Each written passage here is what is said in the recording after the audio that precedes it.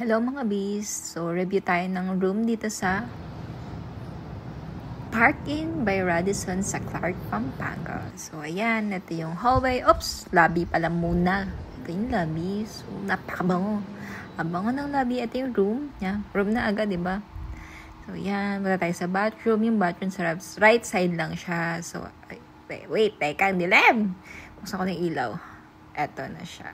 Wait, ang daming switch bakla. Ito, ano ba yan ba? Ito, ayan. Ito na yan. Ayan, ito na. So, yan. May mirror, small na mirror. Pag magme-makeup, and the blower, and so, mga brush. And then, dun sa shower, meron silang mga conditioner na doon, shampoo, and this is the pre-towel. Yan. Tayo dito sa bed. And then, dito sa may gilid, may fridge siya na may 2 bottles, pre. And then, yeah. Yep. Spacious.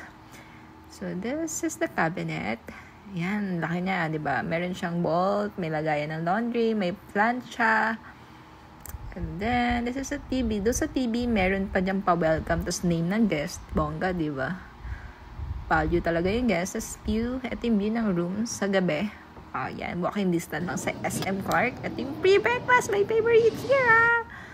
And view ulit sa gabi.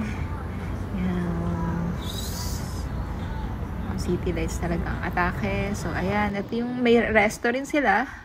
Yan. This is street lang din. Wow. Sarap talaga pag libre. Ayan. Ito yung, wow, di ba? Bongga naman ng pakbet.